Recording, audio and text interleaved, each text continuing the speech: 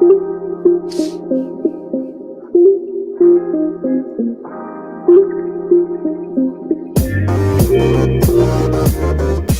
to the Wolverine Digest podcast, the best spot for objective, authentic coverage of Michigan athletics. If you want open dialogue, honest opinions, and in-depth coverage of the maize and blue, this is the podcast for you. And now, here's your host, Brandon Brown, joined as always by Chris Breiler. I was going to start by saying go blue. Because it's Friday. You ain't got no job. Wrong button. Didn't even mean to hit it. Friday? That's a big fat thumb getting in the way Did I right fall there. into a black hole? Well, here's the deal. Not only is it not Friday, but we have so much shit to do. We can't even like really I mean, Chris is getting ready to cut down a tree or something over there. I mean, busy, man. Busy. You did catch the red flannel joke, right? Yeah, I got it. The lumberjack. Okay. Hey, it's fall, man. It's what we do. It's what our kind does when the leaves start to turn. It's flannel. The beard, the flannel. You really a little like a little bit of Al Borland over here. If for those of you who grew up on Tool Time like I did. I don't think so, Brandon. Oh man, yeah. Pure Michigan. Do we have any? I cannot believe, by the way, we don't have a pure Michigan drop. That's criminal. Writing it down, making a note. It's downright offensive. Pure Michigan drop. Cool crystal blue waters of Lake Michigan. Tim Allen growl. Oh my God. Gotta have that. I don't know why we don't. Gotta have why we don't. All right. So yeah, we got a lot going on, man. We got Hey! I mean, that didn't take long. Like clockwork, Mr. Fields quickly becoming one of our favorite followers here. Yeah, I mean, we've got a lot to do on the show, after the show, tomorrow morning, the next day, the next week. We were talking on the phone. Well, I mean, dude, we've talked on the phone. I bet if I went and looked back, I bet there have been at least 25 individual phone calls between you and I over the last 2 days. It's been wild. I just, there's so much happening behind the scenes and so much that I'm excited about. And we're so close to being able to share all of it. I don't know if people remembered, but we teased it a little bit. Like, there's a big announcement coming tomorrow, big announcement in terms of our business and sponsorships. And we're just, we're really excited about it. Let me back up and hit Chris Fields' comment real quick, because I forget that the Facebook folks can't see the YouTube folks' words. Yes. So Chris is just saying he's thanking us for routinely, all caps, making him seem smart about Michigan football. I hope we can do that. I feel like I know what I'm talking about most of the time. I usually don't have too much of a beef with what Chris says. So we hope that we can bring you some knowledge and some info that maybe you didn't have otherwise. And Chris, he's very interested in getting a winged helmet Nike hoodie or something. He wants one. I mean, look, that's one of the things. I just got to say, I've received the messages, like the Facebook messages. I see them coming through. I'm trying to get to as many of them as I can. Honestly, Brandon, I can't believe how many people are asking for like winged helmet gear and the hats, and is the apparel going to be available? All I can say is that it is coming. We're about to go on the road, so there's a little bit of a hang up there, but we're working on it, man. It's coming, it's happening. I want you guys to be able to have the apparel, but I want it to look good and I want it to be the way I want it to be. So hopefully, patience and time and that stuff will be available. There you have it. So, Sean, just to answer your question, it's only on the YouTube channel. That's like a super like or a super comment or something. So you go over there, you log in, I think you subscribe, and then you can do it. I mean, like I said, we're not going to push for it, but I'm going to make a big deal out of it if you throw us some coin. I mean, everybody likes a few extra concrete. Since we've done this, we've received enough money to pretty much pay for our gas on the way out to, and there it is again. There it is again, to pay for the gas out to Iowa City. That's like the second time, man. The second time or she has come through in a big way, man. Really appreciate it. Well, let's go ahead and start right there. It is Fan Led Wednesday. We got a couple donations coming through. We got a question attached to that one from Screonk. We talked about that username before. What are 3 keys to winning in Iowa? We put up an article with 5 of them earlier this week. By the way, shout out to our new call him an intern or call him, is that another one, dude? Oh my goodness. Fan-led Wednesday is just off the foot right now. Quinn Olenich, appreciate that. We will get to it momentarily. 3 keys. I feel like I should be like dancing on a pole or something to earn this. Like it feels like it's coming too easy. It's a lot.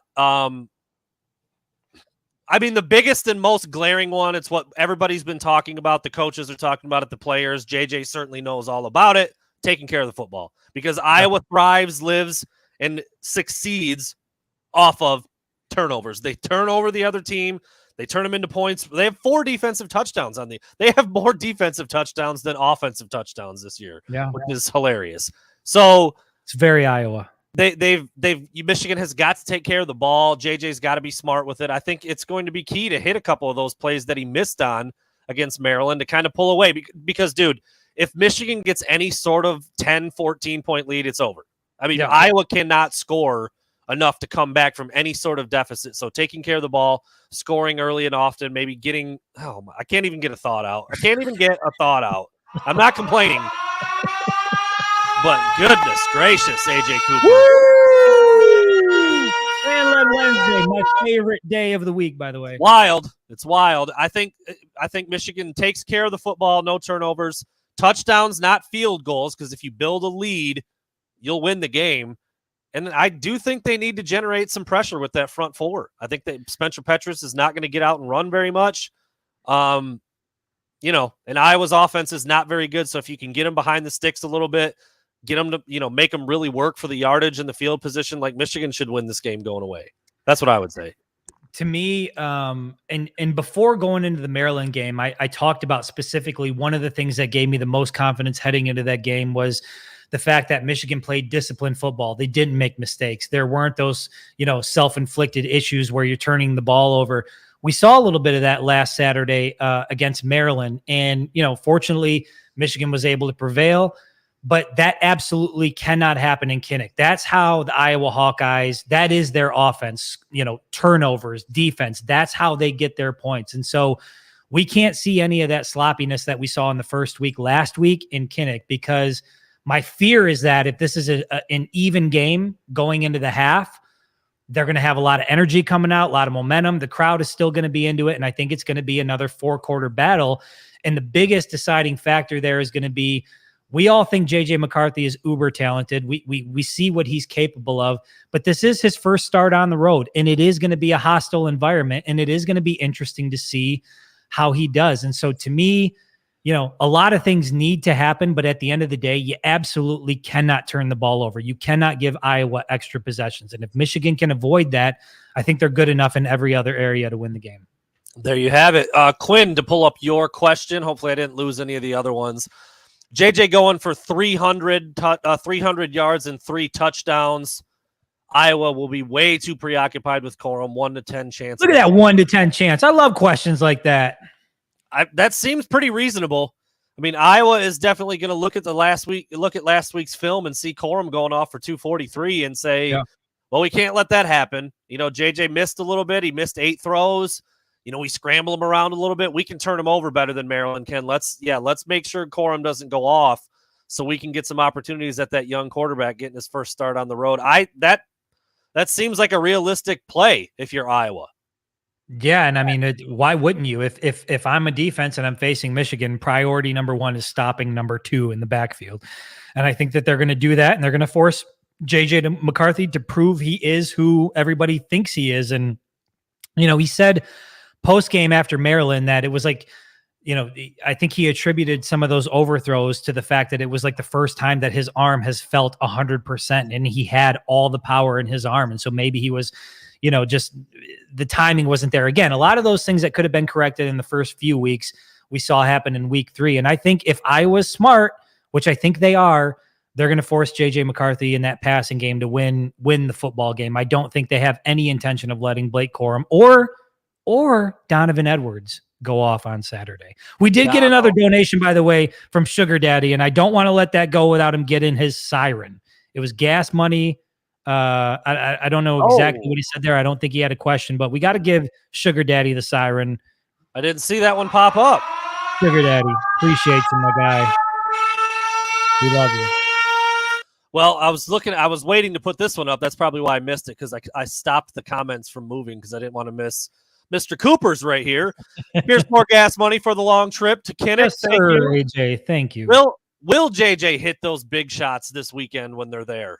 Go ahead, Chris. What are your thoughts on how we saw JJ missing by pretty slim margins, but still, I don't know, man, 3 or 4 times he missed, just flat out missed. I think he's going to hit him. We clearly, again, and it goes back to what we were just saying before, like we both think he is extremely talented. I think it was really the first time all season that Michigan has really attempted several deep shots. And I think that, they probably spent a decent amount of time, I would hope, working on that this week and getting the timing right. I mean, to me, it's it's not so much a matter of if with JJ McCarthy, it's just a matter of when. And I think that, there's no better time to make it happen. He's going to be given plenty of opportunity in Kinnick to make some things happen. And I think he does. He's got the mental makeup. He's obviously got the physical tools. I think that chat with Charles Woodson after the Maryland game, probably, he took that to heart. He said he took it to heart in terms of like using his legs and when he drops back, if nothing is there, like just be okay with using your talent, use your legs. That's part of what makes you so dangerous. And so I think we're going to see a bit of a different JJ McCarthy on Saturday. My hope is that we see the kid with the killer instinct, the guy that's surgical, the guy that just goes out and carves up Iowa. To me, that's what I would love to see. And I think that he's going to have an opportunity because going back to the previous question, I don't think they're interested in letting Blake Corum run all over him. And in fact, I don't know what the stat. Have they given up a rushing touchdown yet this season? I don't think they've given up a single rushing touchdown this year. So super interesting stat about Iowa. They have not given up a rushing touchdown, and they also don't have one themselves. Makes sense.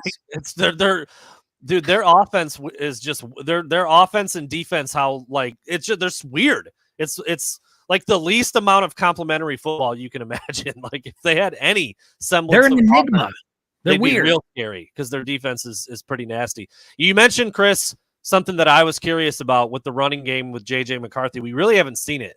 I mean, last year, all he did was run when he came in the game. And now that he's the starter, it's clear. I mean, they didn't need it during the first 3 weeks. He didn't do it much last week.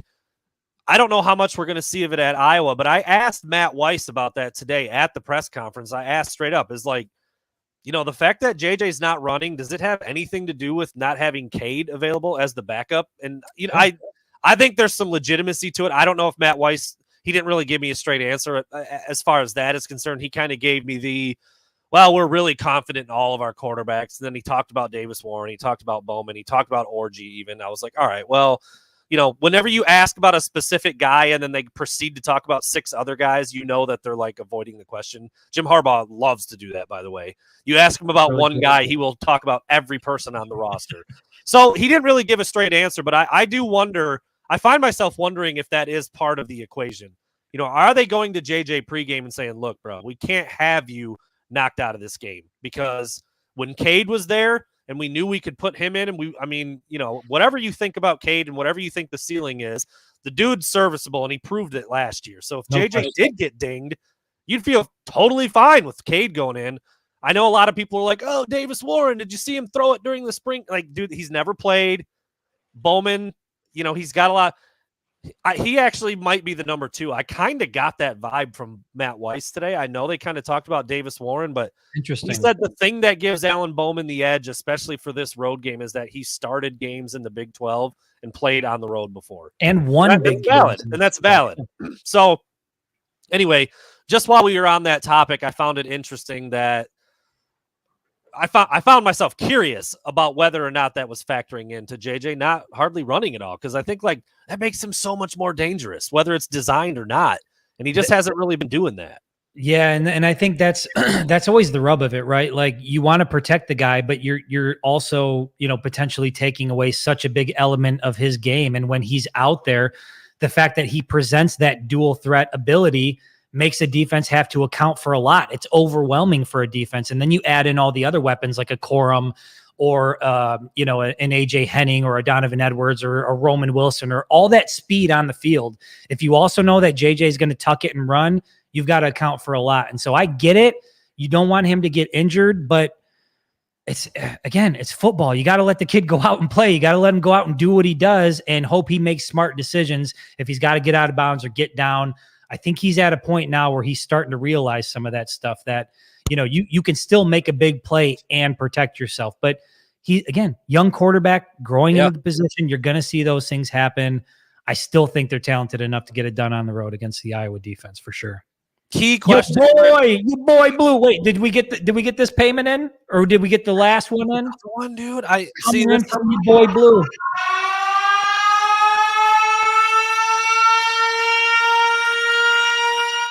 Appreciate that. And here's the problem with Fan-Led Wednesdays and the money coming in. I'm looking at questions from 18 minutes ago. I'm not even seeing these new ones pop up at the bottom. So I gotta try to stay on top of that. But your boy Blue, look, man, I mean, this is going to be the best defense that JJ has seen by far. I mean, Maryland was not known for their defense. They were kind of scary because of their passing offense. And certainly the first three opponents didn't pose any kind of threat. So there's no question that JJ, I mean, I don't know about getting into his head. The kid seems pretty unflappable. He's got his you know, his meditation thing that he does at the beginning. He's out there feeling the grass with his bare feet. I mean, the kid's locked in. Do you see the stuff he posts on like social media, by the way? It's always like, I mean, the dude is like, he's a deep thinker. I don't think things like that are going to rattle him, to put it simply. So to answer both parts of your question, I don't think it has anything to do with getting in his head. I think they're just a good defense. And I don't think it really needs to be any deeper than that. If he makes a bad play, they're going to capitalize on it. If he overthrows or there's a tip ball, it's going to be going the other way. They just have a knack because they're always in the right place. They've been doing it for 100 years there, and they just know what to do and where to be. I forget which player it was earlier this week when we talked to them, but they said, I mean, it's a simple concept, but they're like, look, if this guy is told A gap, he's in the A gap. If this guy is to do a stunt right, 1 yard off his right butt cheek, and you got to get, that's exactly where he's going to be. If the DB is supposed to be 2 yard cushion with outside leverage, that's exactly where they don't line up wrong. They don't make mistakes once the play starts. And if the Michigan offense makes a mistake, they will jump on it. So I don't think it has to do with like, he's rattled, he's on the road. Like, can he handle the stage? I think it's just that they're a good defense. And if there is a slight miscalculation or a mistake, Iowa will be there to jump on it. That's how they live, man. I think that's what will ultimately be the deciding factor. Is JJ obviously has a lot of confidence in himself and his abilities in terms of putting the ball in places, and Iowa plays opportunistic defense. And if there's a chance to get their hands on the ball, so that dynamic right there where JJ wants to make a play and the Iowa defense wants to make a play, I think that's where it's going to be won or lost. I mean, the Michigan defense against the Iowa offense, I don't think anybody has any concern there. Michigan's secondary is going to be solid. I think they're going to get to the quarterback more. Petrus obviously is not anywhere near the mobile threat that Tagovailoa was. I think they're going to be able to get to him a little bit easier. But that's going to be an interesting dynamic because I know that, JJ is going to want to make some plays, and the Iowa defense is obviously going to want to make some as well because they know they have to. That's how they score. Yeah, it's going to be interesting to watch that back and forth, the chess match. Like I said, if Michigan gets up early, that's trouble. That will spell trouble for Iowa, even in their house. So it's going to be interesting to watch that. This is another thing that was talked about throughout the week, and obviously since week 1 with that 7-sack performance and then not very many sacks, almost none basically over the next 3 games. So what do you think, Chris? I mean, is Michigan going to get to Petrus? Is there going to be more than, Kyle Vaughn uses the 2.5 sack mark and 6 pressures? I mean, we talked about that too. Like, it's not only about getting sacks. You've got to make the QB uncomfortable, move him off of his spots, things like that. But what does that 2.5 sack number look like when you see that? That's probably where I would set my over-under. Right I mean, I go back to the fact that Petrus is not much of a mobile quarterback, and Michigan does have guys who are fast on the edge. I mean, look at a guy like Mike Sainristil who can get in there and get a sack. And so I do, let's put it this way. If the over-under is set at 2.5, I'm taking the under, but I do think they get to Petrus a couple times on Saturday. Yeah, you said it. And just so you know, I know you're back. We got a couple donations that have come in here. Actually, I think it's a few donations. Hold on. Let me go back. We're missing one here. I don't want to miss anybody. We got Mr. Jones. I got him now. I got him now. All I right. can see, so when I scroll down, I can see the logo and the order that they're in on the way that Right it's on. displayed. So I'm good. All right. Mr. Jones, is this the toughest defense he'll face in the Big Ten? I'm guessing you're referring to JJ. Is this the toughest defense he'll face in the Big Ten? And if he lights it up, does he take off the rest of the season? This probably is the toughest, most sound, disciplined, ready, prepared, experienced defense that they will play all year. I think Matt Weiss said it today. It's like a combination of two things. Like Iowa always gets identified as like they've got this system in place. You know, Ferentz has been there for 20 some odd years. The defensive coordinator has been there for 20 some odd years. They've got a bunch of experienced guys, all 4th and 5th year seniors all over that defense. They just know what to do. And while all of that's true, Matt Weiss also named, I think, 4 or 5 players on Iowa's defense by name and said they're going to be playing on Sunday. So not only do they know exactly what to do, know exactly where to go, exactly what their job is in the defense, they're good too. They're talented. I mean, these are guys that are going to be playing in the NFL. So I do think that it's probably the toughest top to bottom. Now, you could probably cherry pick a guy here, a guy there from Penn State, from Ohio State that's a little more talented, might go higher in the draft. But across the board, top to bottom, I mean, dude, they're giving up 5 points a game. They're top 5 in pass defense, top 15 in rush defense. They're solid. They're just solid all the way around. Yeah, they're a good defense now, but I don't think it's anything like what he's going to face in Columbus. I mean, that defense, you know, you talk about, you know, talent and discipline, whatever. The defense that JJ is going to run into in Columbus is going to be ready to take heads off. I mean, this is going to be a personal game. I think that is by far and away the toughest test he's going to face when you look at the entire season as a whole. But in terms of what he's faced so far, there's no question. I mean, this is a new animal now, and I know people want to shit on Iowa, just like they wanted to do with Maryland prior to that game. There were people that were like, why even write about it? Why even talk about it? It's going to be a 50-point blowout. And that's just not how shit works sometimes. And so, yeah, this is going to be a tough test for him, and it's going to be really interesting to see how he responds. I'm confident that the end result will be positive, but I do expect, once again, this team to be tested. And it's really going to come down to, can they eliminate the mistakes they made last week? And if they can, I think they win. If they can't, and they're giving Iowa extra possessions, I think it's going to be a big problem in that stadium. There's no question. Yeah, it's a tough place to go. I mean, Harbaugh I was surprised. I mean, it's a commonly used term, but for him to say at his press conference, like, yeah, it's where top 5 teams go to die, right? I mean, I was like, damn, but he would know. He gave so much respect to that team, that defense, Kirk Ferentz, the way they do everything over there. And then so did Weiss, and then so did the players. And I mean, it was just across the board. So, yeah, just got to be on your P's and Q's when you go into that place, man. Shane, thanks, man. I met you on. He said he met me in 2018 on set at the Pretzel Bell when we did one of our on location shows when I was with Mike. I'd be lying if I said I remember that exact moment. I don't. I suck at that kind of stuff. But please do stop by the RV for the Penn State game. There's going to be a big crew of us out there. Grab yourself a cold one or 5. Have a ball. Can we say we know where we're at now? Should we even tell people? I know they've been asking, where the hell are you guys going to be posted up in Iowa? In Iowa. I mean, yeah, it's not a secret at this point. It's not. I don't know if it's like a hopping spot, but it's. Damn it! Now I forgot. Was it lot 65? Is it the RV lot? Lot 65. Here it is. A little bit out. I mean, not, you know, we're going to make it to the game. We're not going to get lost on the way, but it's not tucked right up next to Kinnick, but we're in lot 65. It's an RV lot. If you know where it is, or you feel like making your way over there, come find us. That's where we'll be at. But yeah, that's the post up spot in Iowa City. Come through.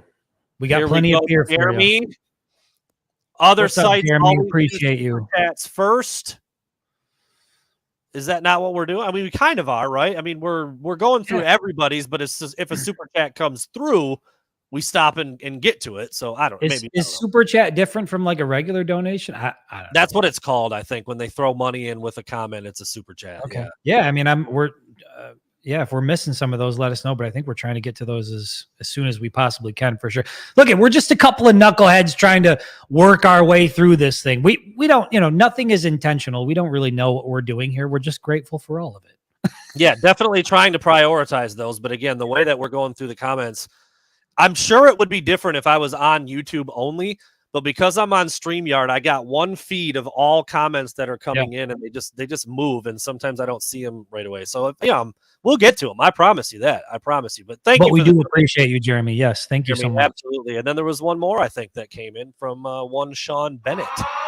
Hey, Sean Bennett. Hey, can we say Sean Bennett? Listen, dude is always ready for the show. He's always active on the Facebook page, always active in the comments. Give that dude his due, man. He's been a big part of what we've been doing for sure. I didn't even think about that, but he just points out simply, how interesting would it be? What are the odds of Cade going to UNLV? He could ball out there. He's from Nevada, and they are on Michigan's schedule next year. Now, we're not going to – it makes sense. Whenever a guy transfers, oftentimes it's closer to home. They kind of make their way back where they came from a little bit, try to see if a change of scenery at a new level will – Dude, the Desert Rattler wants to get back in the sand, brother. But it's not going to happen for a while, right? Because we learned that. Not this year. I mean, not for the not till the end of the season. But you know what? Mark Mix, I do want to say the Cade to Notre Dame thing, I'm also of that belief as well. I think that's, if he does choose to go, I think that's probably the most likely landing spot for him. So, yeah, on board with the Notre Dame thing. I think that's more likely than him heading back to Nevada. I think we talked about that already. Petrus is not a good quarterback. I concur. Agreed. Not really cracking the code. Not really breaking news on that one there, Aaron. But yeah, I mean, dude, he just hasn't been very good. He's completely. I love that you just threw that comment up. It's not really even just a nice statement there. He's not a good. That should be on a sign out in Kinnick. It should, yeah. Listen, Michigan fans, if you're going to the game, make that a sign right there. Aaron Taylor, give him credit if you want to. Oh, simple, yet it cuts so deep. Petrus is not a good quarterback. Just that's it. There's no joke. There's no cleverness. I love that.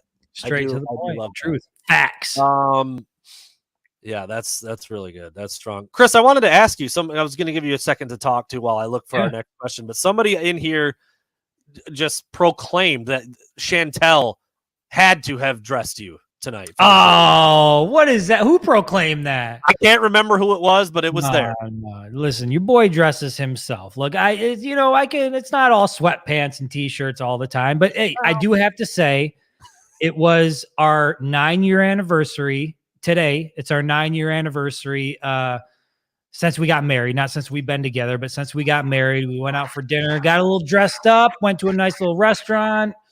Mrs. Winged Helmet, quality time with her is always of the utmost importance. And so, but no, she didn't dress me. Come on, give your boy some credit here. All right, this is a good one. This is a good one, and it was asked of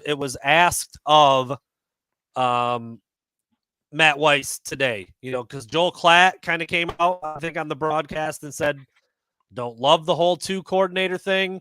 Don't really think it's the smartest approach. Feel like there's other ways you could go about it. And somebody asked him about that today, and asked Matt Weiss, what do you think about that?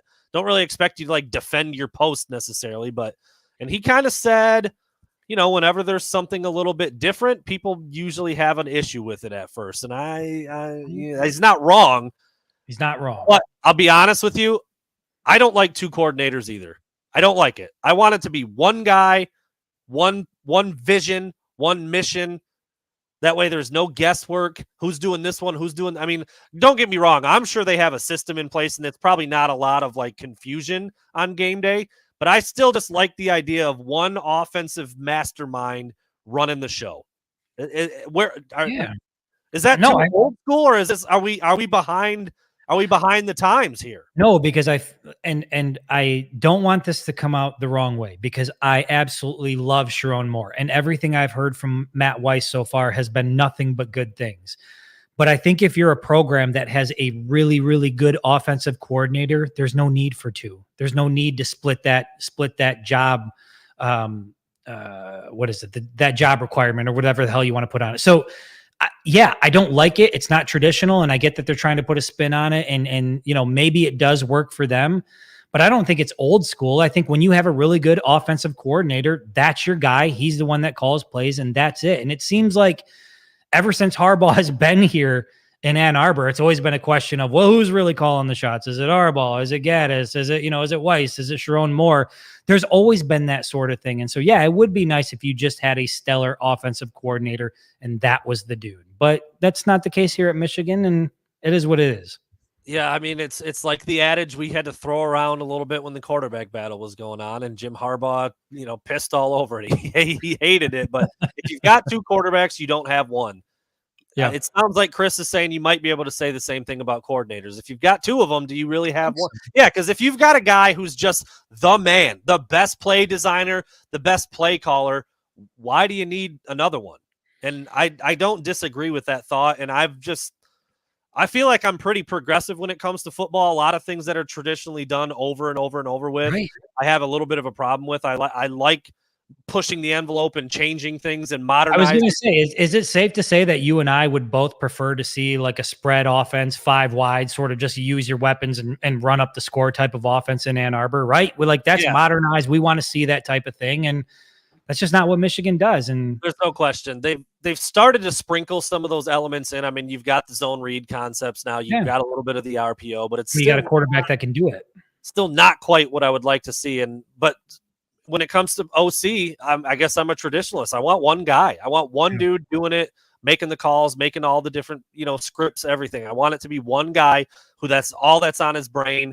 I don't love the idea of like OC/O-line, OC/quarterback tends to happen a little more often, but you're dealing with I guess what I don't understand is who makes the call from play to play and who has the final decision. You know what I mean? Like that dynamic, like it seems like all of that has to happen so quickly. I'm sure they have it figured out in the pregame and it's not something they're figuring out on the fly, but I'm curious how that dynamic works because again, it feels like it should be one guy making the call and that's it. And the fact that you've got two guys that are playing that role, I don't know how that works on a game day and who has the final say in what happens.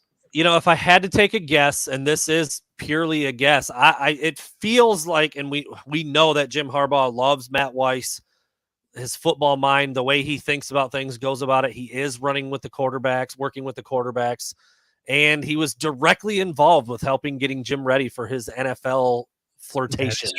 That is true. It feels to me like, and Matt Weiss is up in the booth with all of his stuff in front of him, looking at the entire field. And Sharon Moore is down there in the mix in the trenches with his O-line. It feels to me like it's more of a Weiss thing, but I could be completely wrong. It could be Weiss could be telling Sharon what he sees, and then Sharon makes all the calls. I don't know. But on the surface, given what they do and where they're at and what we know about the relationship and all, it feels like Matt Weiss is maybe a little bit higher on the pecking order when it comes to calling plays. But I could be completely wrong on that. That's just what I think and how I've kind of pieced it together based on what we do know. There, the closeness that Harbaugh and Weiss seem to have. Harbaugh's a former quarterback, always had his hand on the offense. Matt Weiss is now coaching the quarterbacks up in the booth. That's just kind of what it feels like to me. But, I don't know. We'll see how it continues to look. But I like the idea of having one guy doing all of that stuff. I think this is an interesting question. And, he was a big-time talent coming out of high school, obviously went to Alabama first. But Iabi Oki, which he does go by Oki now, that was on the back of his jersey this past weekend. Yeah. Which, with those, I can't remember which country of origin he's from, but those African nations, the names, they move them around. They do some different stuff with their names. I've seen that with other athletes in the past. But anyway, he's no longer Iabi Anoma. He's Iabi Oki. And Jim Harbaugh said that he would be getting more run. He's only been here for a month. He's still kind of figuring things out. He still doesn't have every single call down, but the physical ability is there, the talent's there, the athleticism. So I don't know. I mean, like, Jesus. Let me ask you this, Chris. Zach Sanday asks, feels like a real fake name. I know I've said that before, but saying Sanday just, I don't know. I feel it feels like a legit name. Sanday. Do you think Iabi Oki is the next guy? I want to spin it back to you like this, Chris. Who is the guy? He's saying he's the next guy. Have we even identified who Michigan's the guy is on this D line? Not really. Not at this point. I mean, there's a lot of guys that have the potential to be the guy, but there really hasn't been, that sort of breakout star. And I do think he certainly has every bit of opportunity is a guy like Mike Morris or anybody else to step up and fill that role. And, being down on the field and being around him, he's big, he's athletic, extremely physical and has all the tools you'd want. He's got the swag. And I just noticed, I mean, I don't know. Look, this just hit me really hard. I was trying to figure out where he was born and all that stuff to try to figure out, the name thing. And he was born in 1999. And like, I was wearing Jinkos and Airwalk shoes when that kid was born. It's just, that blows my mind. 1999. What were you doing in 99? Did you have frosted tips back then? 99 would have been like what sophomore year of high school? Yeah, man. That was frosted to the gills. To the gills? Just so frosty, dude, every day at school. Like cornflakes up there? Probably wearing, going to the Tanner, wearing a tank top at school. Oh, the Tanner was a must back in the day, dude. I mean, dude, just getting it in. You want to really blow your mind for a second? Jalen Duren, the center for the Pistons, who was just drafted this past year, was born in 2003. Sweet. The youngest player in the NBA. Did we get another one? Yeah, we did from Jeremy. Yes, sir. Thank you very much, Jeremy. Appreciate you. I'm trying to find it. There it is. 3 of 4 of JJ's deep balls were within a yard.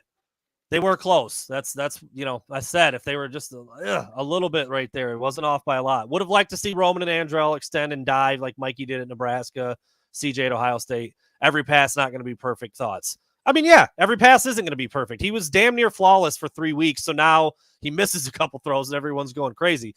But it comes back to what Chris has brought up a lot, what we've talked about a lot. Could you have ironed it out a little bit better up until that point? I don't know. That's the $1 million question. That's what we'll never know. We'll see this week, maybe. You got another week of reps, a live action under your neck. I just said necklace because I read that comment. Seashell necklace popped up. Yeah. Oh, dude. The frosted tips man and the seashell necklace, that was like the trifecta. That was like all of the Thanos rings coming together. All day. Is it Thanos or Thanos? Which Thanos. one is it? Thanos? Yeah. Right? No, it's not Thanos. Yeah. I thought it was Thanos. God, Thanos? I'm all the way back at the top. I got to get back to these questions. Oh, that's a great question. Will somebody out there help us with that? Is it Thanos or Thanos? It's got to be Thanos. See, and now I'm going to want to go all the way to the bottom to see the pronunciation because I'm not here at 719 and is it's it 7 or eh? It's Thanos. I think it's soft A. See? Thanos. Is it really? Yeah, Mike Forrest says it. And if Mike Forrest says it, take it to the bank. He's got a Thanos poster on his wall. That's not what I had to do. I'm sorry. According to my poster. Oh, see, now Sean Bennett says it's they. Now we got a dispute in the comments. Oh my goodness. I'm pretty sure it's now we got Tom Judge saying they. Holy hell. I'm going to find out. Why. Oh, here we go. Here's a nice fun one, nice lighthearted one as we're going through the comments and I'm trying to find something to talk about.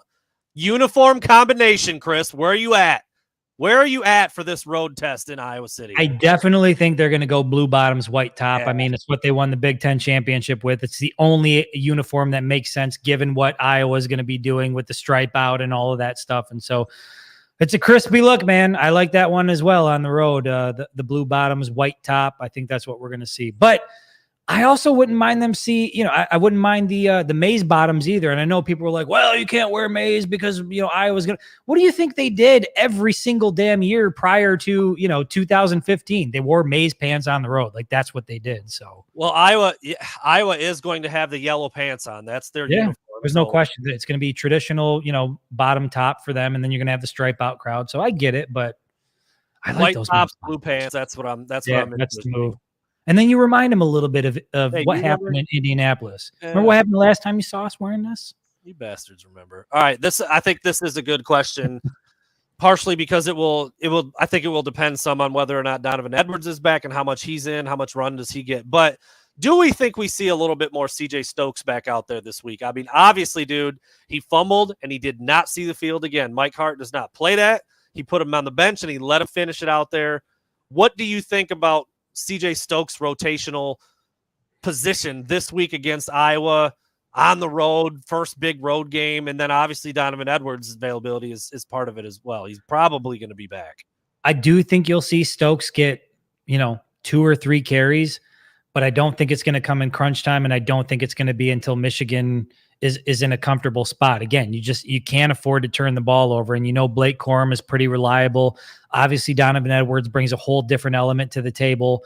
If those two guys are healthy and ready to go, I don't see a need to bring in Stokes unless you're just trying to go through a rotation late. That's where I think some of the carries come from. But it's not a knock against him. It's just there's 2 really, really talented guys ahead of him. And if they're both healthy, I think those guys should get a bulk of the carries and Stokes should get whatever's left over.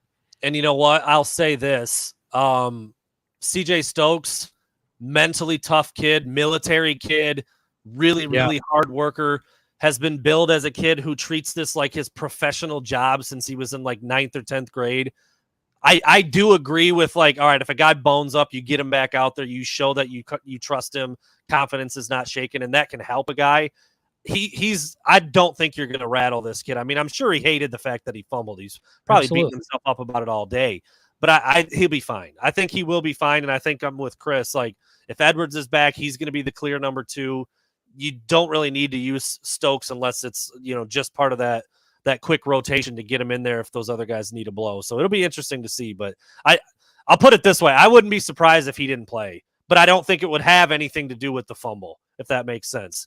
No, we I might not see him at all, but I don't think it will have anything to do with the fumble. I think it has everything to do with the health of Blake Corum and Donovan Edwards. I mean, that's really all it is. And there's no point in not using one of those 2 guys every single play in that scenario. And I just want to point out, Sean Bennett said he was fortunate enough to get an autograph from Mr. Donovan Edwards. The problem is Edwards signed it in black Sharpie on a black hat. And so he said that last show too.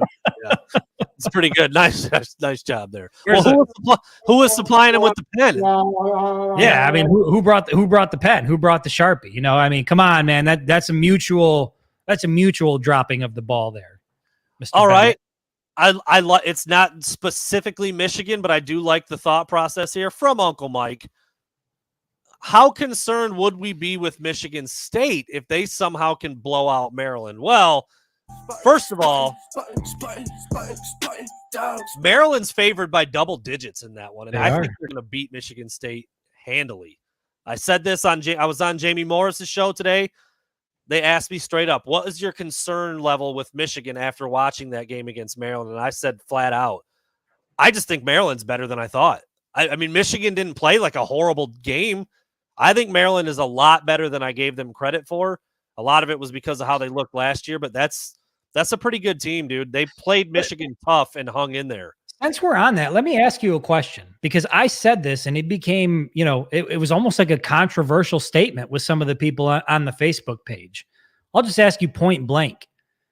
Is Maryland an inferior opponent compared to Michigan? Is it an inferior program compared to Michigan? Yes.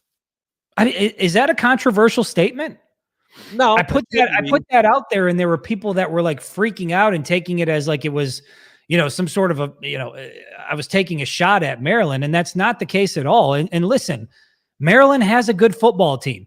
They obviously gave Michigan fits, but it's also true that across the board, whether it's position by position, coaching staff, facilities, whatever you name, if you're a Michigan fan, there isn't a single thing you would trade on your side for what Maryland has on theirs. So there's no question that it's an inferior program. That drives me crazy. Yes, Maryland is good, but it's also true that they're not as good as Michigan. And this other thing I want to say real quick. Well, no, before, because this is on this topic. Mike Locksley is 16-24 at Maryland. They're not good.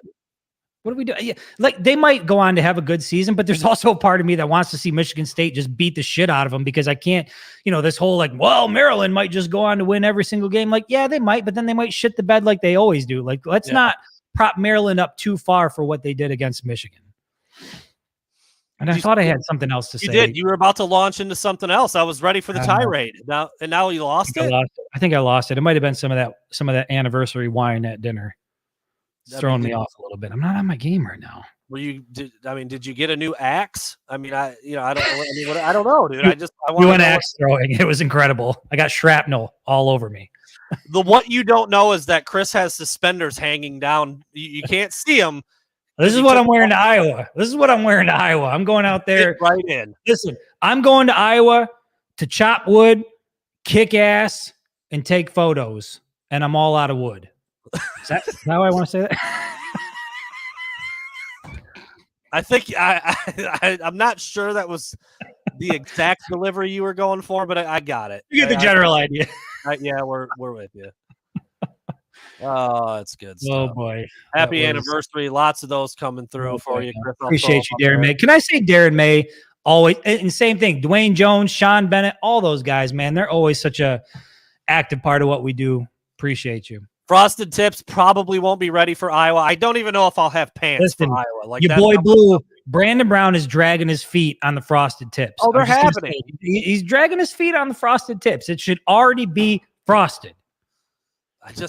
You better get up there tonight and put some bleach in it. Do something. I haven't had the time, dude. I mean, like I said, I'll be lucky if I'm wearing pants tomorrow for when we pull out of here. That's all I have to say about that.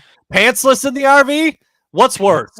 Pantsless or shirtless? You've already been shirtless, and I know pantsless is coming, and so I've just tried to accept it.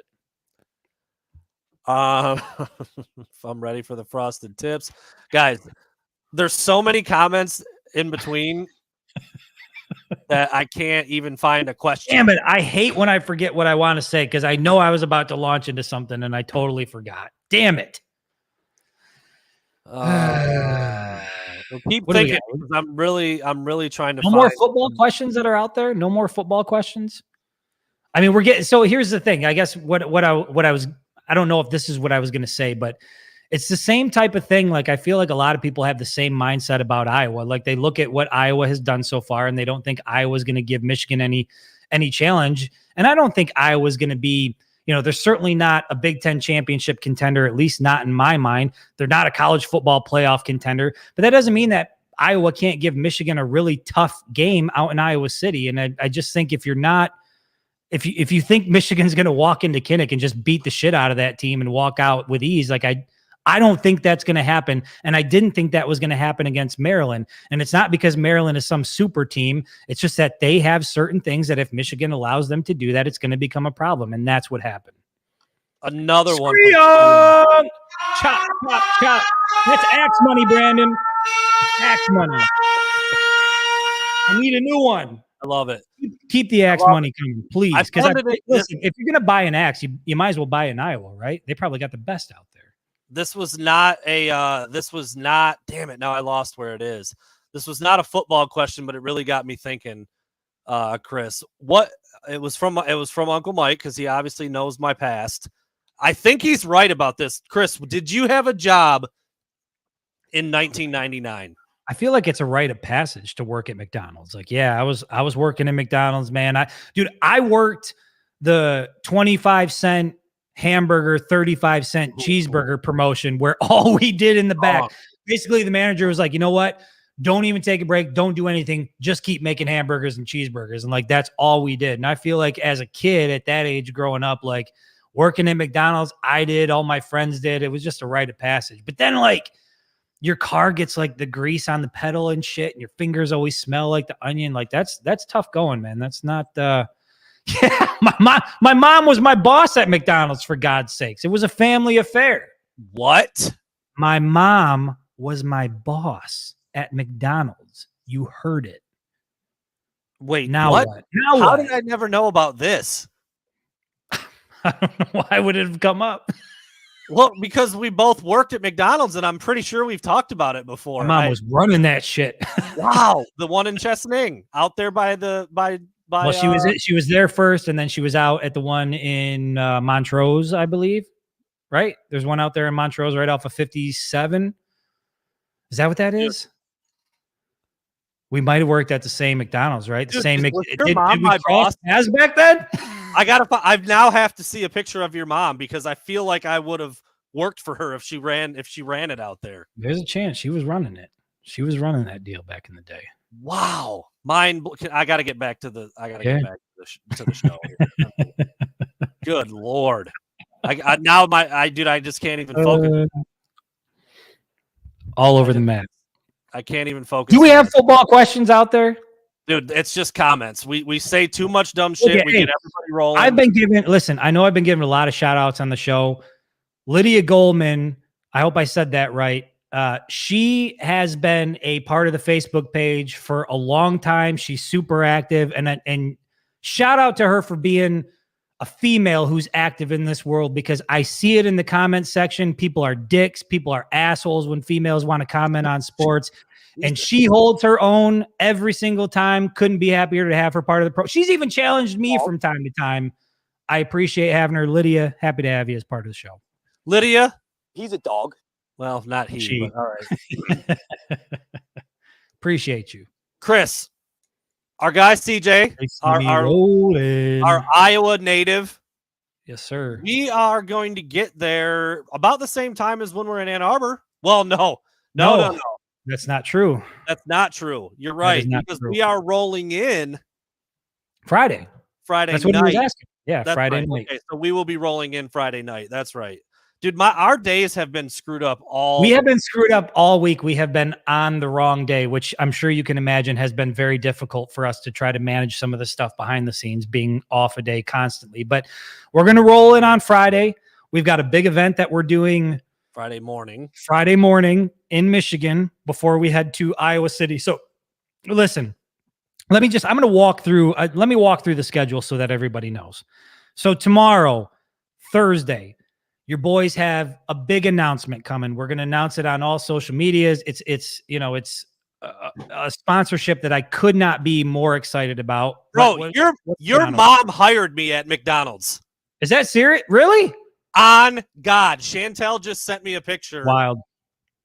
It's wild. I need a minute, dude. I don't think you guys understand how wild this is. Like Brandon and I, we did not cross paths back in the day. We work together now, but it turns out like my mom hired him at McDonald's, I guess. We were in the same wedding and never talked to each other. It's a wild world out there, man. But let me go through this. So Thursday, we got the big, there she is. There's my mom. Love her to death. I can't believe what I'm hearing, dude. Thursday, big announcement coming with the sponsorships. Friday is going to be a continuation of that. And I even teased it a little bit. We're going to be talking to somebody. I don't know where you want to put this guy in the category of all-time greats at the University of Michigan, but you're not going to find any better at his position than he was. And we're going to get the chance to talk to him. That's all part of the new sponsorship deal as well. And then Friday afternoon, we leave Michigan, head out to Kinnick. We should be rolling into Iowa City right about 8-9 o'clock or so. And I believe we're going to go straight to the RV lot. And so, you boys are just burning the midnight oil, man. Dude, I'm just daytime oil, the midnight oil. Brandon's stuck on the fact that my mom hired him back in the day. And can I say, your she's a hard ass. I remember very vividly. She runs a tight ship over there. I swear to God, that is not for me. Your boy was eating nuggets during work. I mean, wow. There was no tight ship when I was on shift. That is just wild, dude. I can't. Baby, it's a wild world. Dude, that's so fun. Look at this comment. It was only a matter of time, Brandon, before we found each other. Oh, that's both of our sons named Sullivan. I mean, it just I didn't even bring that up. Like we named our sons the same name, which is strange, man. Like there's not a lot of kids out there with the first name Sullivan, and we just happened to do that. It's wild. We both thought we were rappers. I mean, we don't need to go. Listen, we don't need to go down that road. We don't need to bring. We've been down it before. We'll probably go down it again. Listen. Did I have a notebook with rhymes in it? Yes, I did. Also did. Did 8 Mile have a huge impact on my life? Yes, it did. Facts. Did you see my college ID photo? Do we need to revisit that again? Yeah. All right, sorry. We Fourth and probably are goal is making not. it a little bit He's not weird. feeling it. All right, we'll oh boy, we'll back it up a little bit. Your mom hired me at McDonald's on God t-shirts. Oh man, dude. Man, oh man. I love it. I love it. South Bend blows. I see this. Somebody asked us to stop by South Bend and say hi. Do you even go South through Bend. South Bend on your way? We'll pretty much go through there. Okay, right on. Not cool. Nah. Come to Iowa City. Come say hi in Iowa City. Come meet us out there. There you go, man. Get yourself some Wolverine State Brewing Company beer. All right, here's a good one. Finally, dude, I found a football question. Football. Back to football. Holy shit. Adam.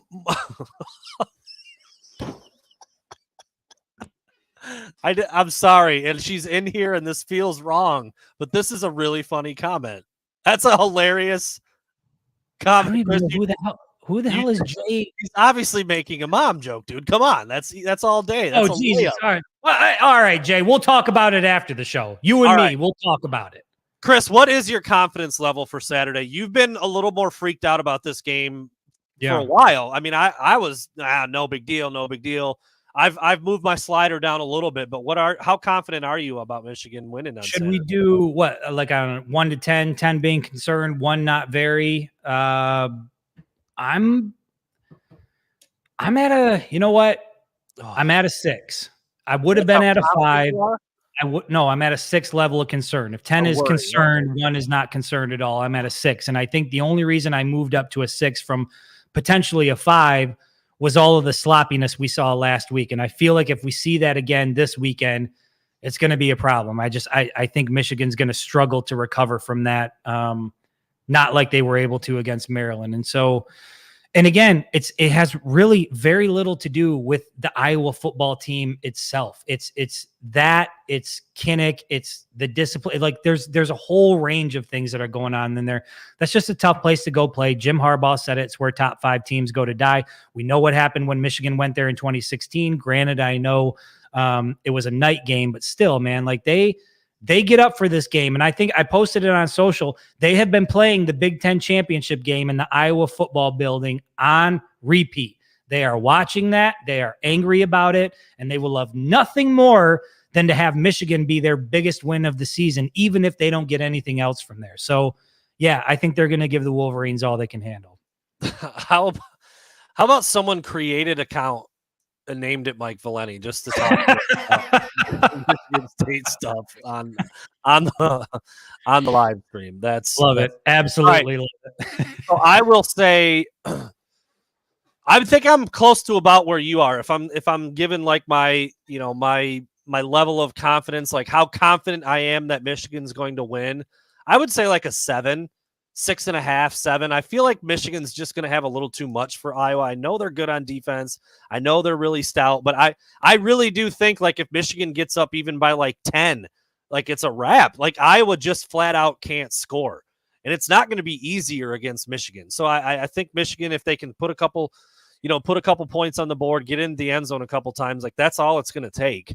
And I think they're good enough to do that. So I do think that Michigan should be able to handle them. But I probably would have said like 9.5 was my confidence level against Maryland, and look how that one played out. So you got to get them out there. You got to get them on the field. It's not played on paper. It's not played based on how it looked last year. I mean, you got to do what you got to do. You got to take care of the football. You got to make some plays when they're there, because Iowa's not going to give you a lot of opportunities to get those things. So I still feel pretty good about Michigan winning. Again, the spread is up to like, I think 11 now. I mean, it's pretty sizable. But yeah, we'll see what it ends up looking like. Yeah, 10.5. Maybe that's what the spread is. So we'll see. Oh boy. I'm not sure if this is a serious question, but Cade is injured, not playing at all, and maybe out for the season. So not available for that game. But I did see someone ask earlier who the number 2 quarterback would be, and like I said, Matt Weiss talked about it today, and he was really complimentary of both Davis Warren and Alan Bowman, and kind of talked a little more about Bowman because of his experience and the The fact that he's played in big games on the road before, he's got some starts under his belt. I don't know if that means he's the number 2, but I think they do feel like they've got 2 guys who can go in there and be serviceable. And he even mentioned Alex Orji too. I don't think we'd see him before we'd see those other 2 guys, but you've got some dudes you can throw in there and get some things done, even if it's not, the full playbook or the full arsenal like it would be with JJ. So yeah. We'll and let's get a siren here from Mr. Jones for another. I think that's his second donation of the evening. Appreciate you, Mr. Jones. Thank you so much.